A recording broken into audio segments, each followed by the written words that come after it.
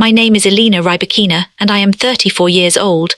I'm sitting in a coffee shop near the train station, watching the steam rise from my untouched cup, and I realize I haven't cried in almost 6 months. Not because I've healed, because I've forgotten how. This is where my story begins, not at the beginning, but here in this moment of nothingness, where I understand that the person I was is gone, and I'm not entirely sure who I am now. Let me start properly. I grew up in a household where love was measured in sacrifice. My mother, God, my mother, taught me that the most beautiful thing a woman could do was disappear into the needs of others. She had my brother when she was 19, my sister when she was 21, and then me, the unexpected fourth child, when she was 26. By the time I was old enough to understand, my mother had already given everything. She worked double shifts at the hospital. She came home with her feet swollen and her voice hoarse, and she still made our lunches for school. She still braided my hair on Sunday nights, sitting on the bathroom tile, her hands gentle despite the tremor in them. I swore I would be like her. I thought that was love. My father wasn't cruel. He wasn't absent either. He was just quiet. He worked in construction, came home tired, ate dinner, watched television and went to bed. He loved us, I think, but he never said it. He never had to because my mother was loud enough for both of them. She filled every space with her presence, her need to give, her fear that if she stopped, we would realize we didn't need her at all. I was the youngest, the golden child in a family of 4. My brother, Dmitri, was the smart one. He left for university in Moscow when I was 8 and rarely came back. My sister, Katya, was the rebellious one. She ran away to St. Petersburg with a boy our mother hated when she was 22. And then there was me. I was the one who stayed, the one who understood without anyone ever telling me that I was supposed to fill the space my siblings left behind. I didn't resent them for it. Not then. I loved the idea of myself as the devoted daughter, the second mother to my parents when they began to age, the reliable one. I built my entire identity around this role. I got a job as an office manager at a logistics company. The salary was decent. I rented an apartment not far from my parents' house. Every Sunday I came to cook and clean. Every holiday I was the one who prepared everything. Every medical appointment, I was the one who drove them. And I was happy, or I thought I was happy. I think I was just so accustomed to the wait that I mistook it for purpose. The real story begins 3 years ago. My mother had a stroke. It was a Thursday night and I was at work finishing some reports when my father called. His voice was so small, so broken that I almost didn't recognize it. He said, "Elena, come quickly. Something is wrong with your mother." I left my desk in 12 seconds. I remember counting them because I was trying to hold myself together.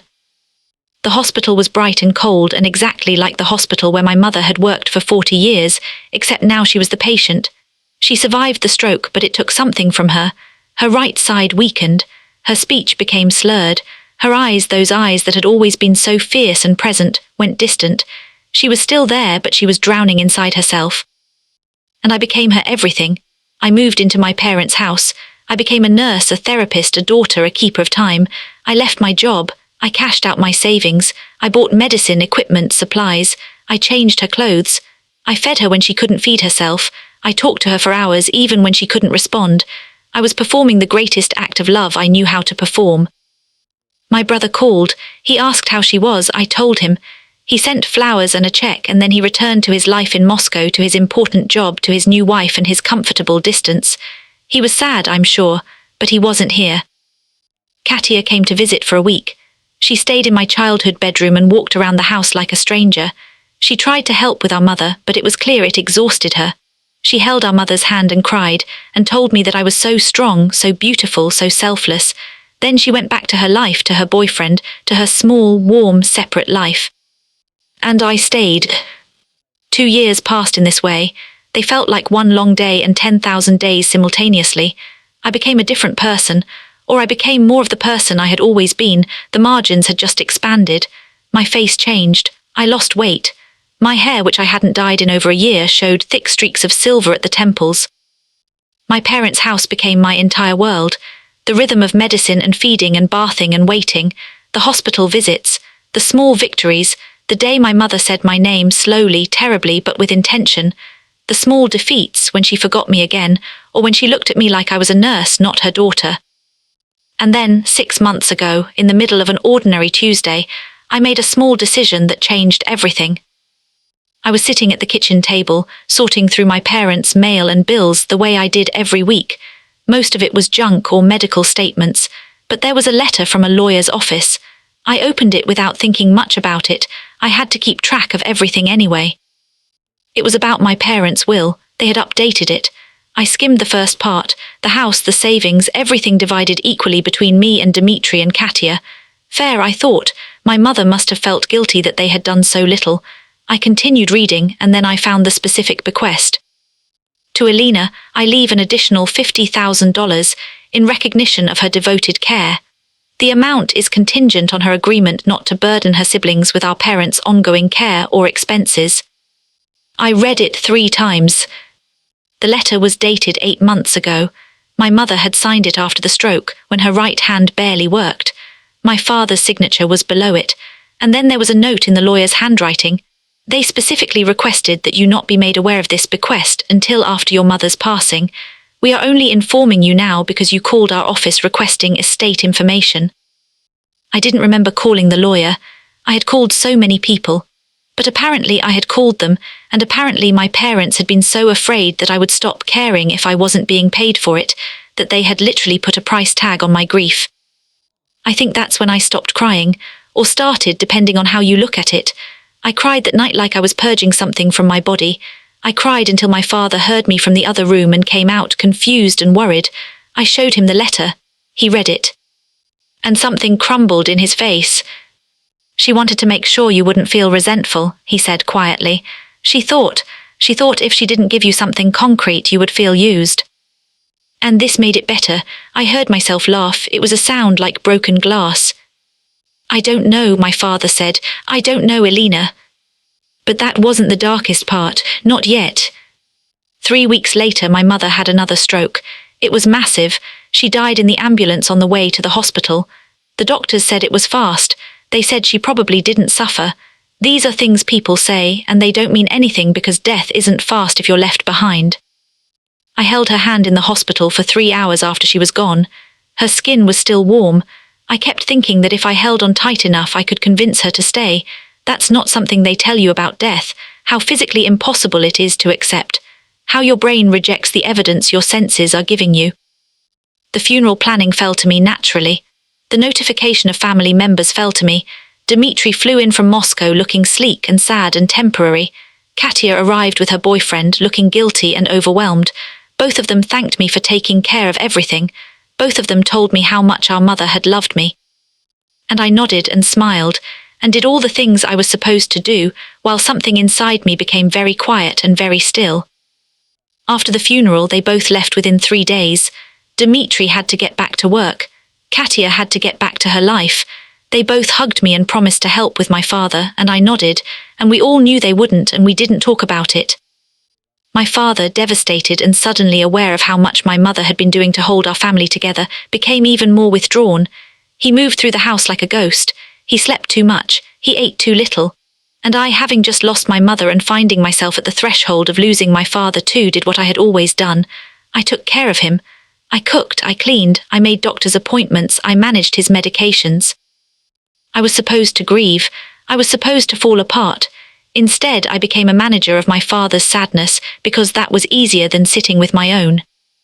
It was during this time, about 2 months after my mother's death, that I met Dimitri's wife. Wait, no, that's not right. Let me go back. This is where the small kindness comes in, though I didn't understand it at the time. There was a woman who came to my mother's funeral.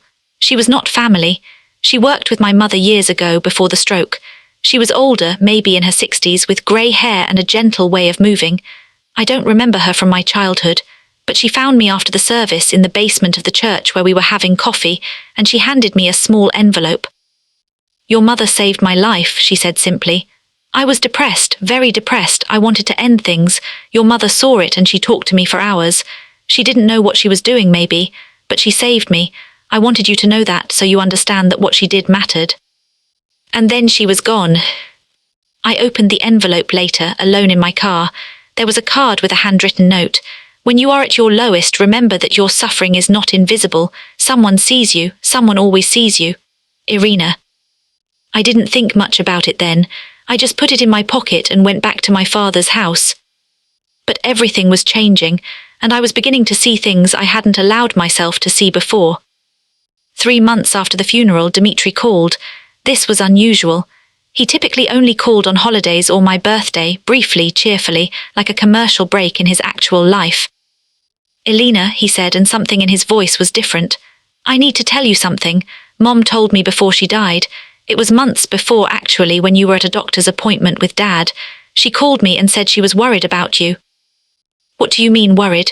I was standing in my mother's kitchen, our mother's, though she was no longer here and I was living here now, and I couldn't decide if that was sad or normal. "She said that you were becoming erased," Dimitri said carefully, "that you were so focused on taking care of everyone else that you were disappearing. She wanted me to check on you to make sure you were okay. And I didn't do it, Elena. I meant to, but I was busy, and then everything happened and I didn't do it." I held the phone in silence. "And then I found out about the money, the bequest, and I realized that Mom did it because she was afraid that you would be invisible forever, that you would spend your whole life giving and never receive anything, not even acknowledgement." "Dimitri," I said, "I don't want to talk about this." But he continued anyway, because men often do. They talk to relieve themselves of guilt, not to actually help the person they're talking to. "Katia called me," he said. "She feels terrible. She knows she should have done more. She said that in St. Petersburg she tells people that you're incredible, but she's never actually been there for you. And neither have I, and we both know it, but we're scared." "Scared of what?" "Of you," he said quietly. "Of what you've given up for us, of our own smallness in comparison, of the fact that you make us look like monsters just by being who you are."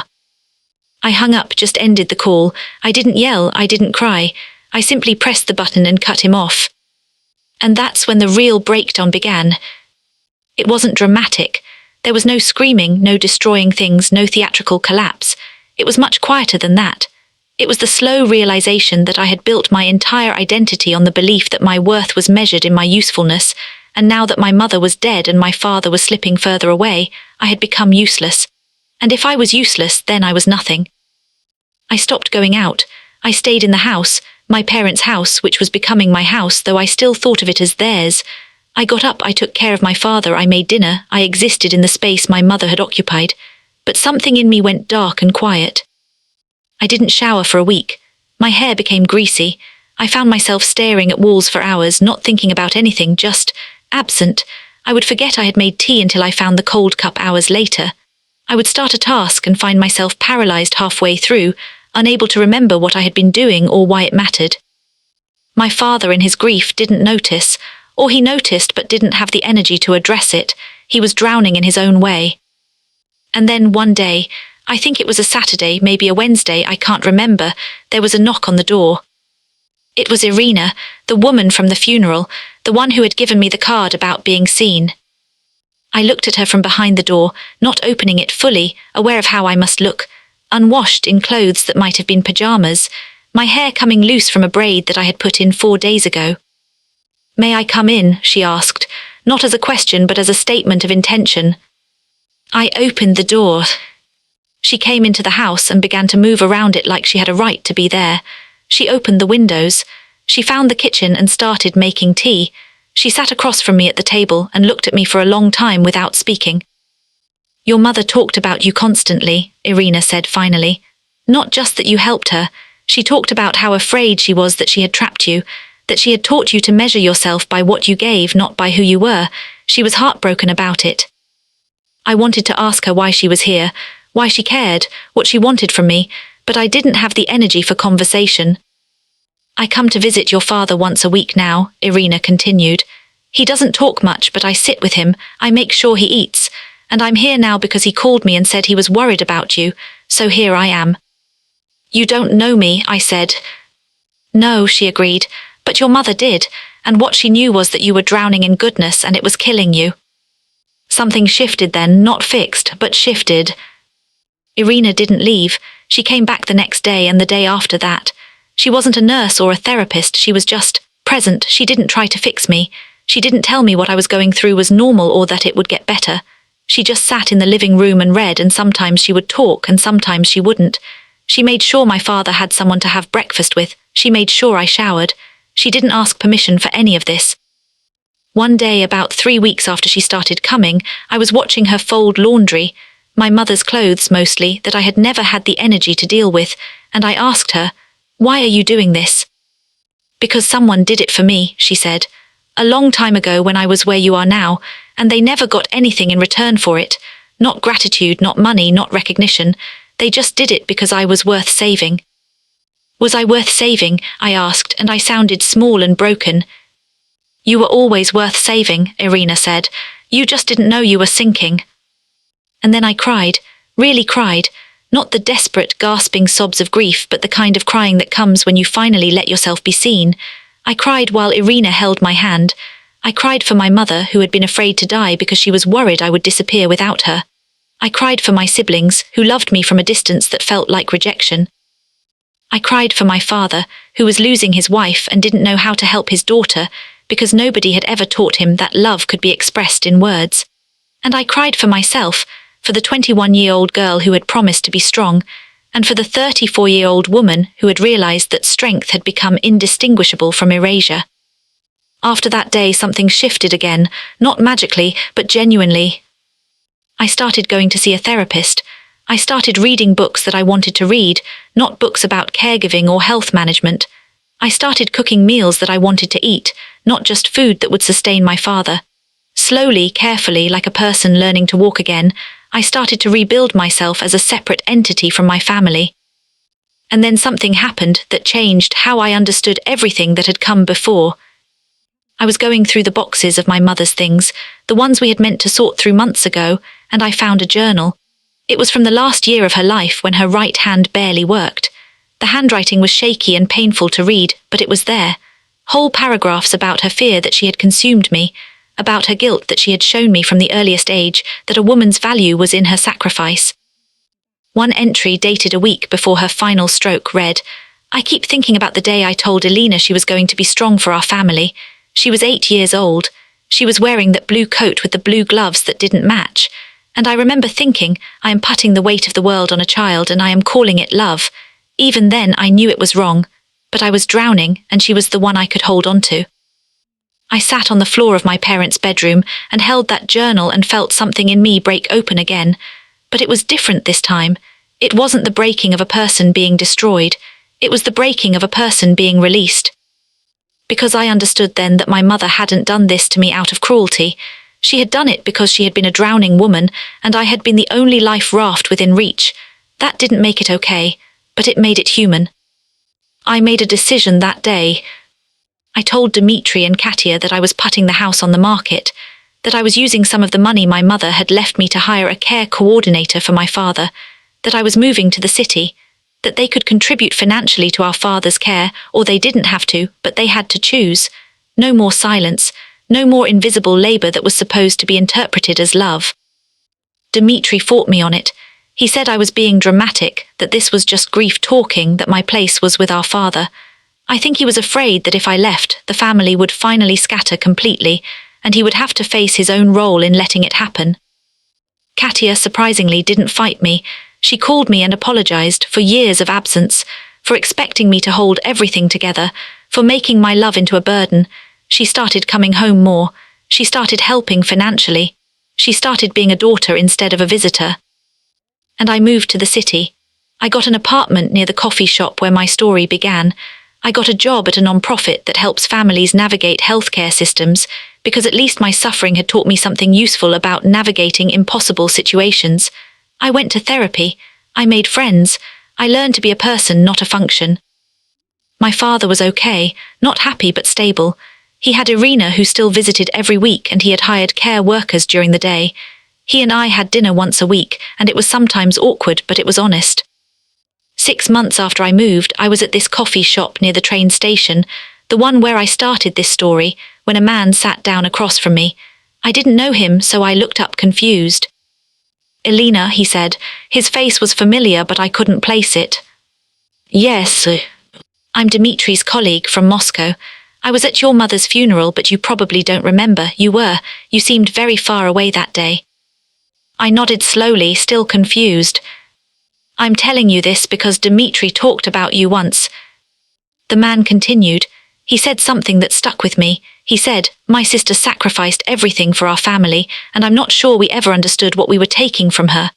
And I remembered that when I read an article your organization published about caregiver burnout and family expectations, and I realized that you had figured something out that most people never do, that you had found your way back to yourself. He left me a business card, said it was for a job opportunity, said I was probably overqualified for the work I was doing, and that he had a feeling I could help people navigate even more complex situations. I never called him, but I kept the card. And here's the twist, the thing that reframes everything. 2 weeks ago I ran into Katia at the market. She was with her boyfriend and she looked happy in a way I had never seen before. We got coffee afterward, just the two of us. She told me that after I left, she and Dimitri had finally talked, really talked, and she had told him that she was angry, not at me but at both of our parents and at ourselves, for creating an unspoken agreement that my worth was tied to my usefulness. Mom's last entry in her journal, Katia said, the one you told me about, I think she was trying to say something. I think she was trying to say that she had broken something in you and she was trying to fix it the only way she knew how, by paying you, by finally making it transactional, which sounds horrible, but I think in her mind, it was the only way to free you from the idea that you had to give everything for nothing. That doesn't make it better, I said. No, Katia agreed. It doesn't, but it makes it sadder. And maybe sadder is the only honest version of this story. Not that you were heroic, not that we were villainous, but that we were all drowning and we didn't know how to throw each other life jackets. I thought about Irina then, about how a stranger had shown up and done for me what my family couldn't do, and I realized that my mother's gift, the money, the bequest, the attempt to acknowledge what I had given, hadn't freed me. Irina had freed me, by seeing me when I was invisible, by caring for me with no expectation of return. And it makes me wonder if that's the real point of my mother's sacrifice, the real inheritance. Not the money, not the guilt, not the carefully constructed identity of the devoted daughter, but the understanding that sometimes love means walking away. That sometimes the kindest thing we can do for people we love is to refuse to be sacrificed for their sake. I don't talk to my family the way I did before. We talk honestly now, or we try to. We stumble through difficult conversations. We acknowledge the damage without trying to fix it. Dimitri's wife, I finally met her, turned out to be a kind, smart woman who was nothing like what I had imagined. We're not close, but we're not strangers either. My father has good days and hard days. I visit every week. We don't talk about my mother often. We talk about his garden, about the books he's reading, about small, present things. It's not the deep connection I once tried to force, but it's real. And Irina, she's still a part of my life. We have lunch together sometimes. We've never explicitly discussed what she did for me, why she showed up when I was broken, but I think I finally understand. She saw my mother in me, that drowning woman, that person trying to hold everything together through sheer force of will and self-sacrifice, and she couldn't save my mother, but she could save me. So I'm 34 years old, and I'm still learning who I am outside of what I can give. Some days I'm angry at my family. Some days I'm angry at myself for not having boundaries sooner. Some days I'm just sad for all of us, for the ways we hurt each other without meaning to, for the ways love gets twisted into obligation, for the years I spent invisible even though I was everywhere. But I'm also here, I'm present, I'm real. And that, more than any sacrifice, more than any gratitude, more than any redemption, that's finally enough.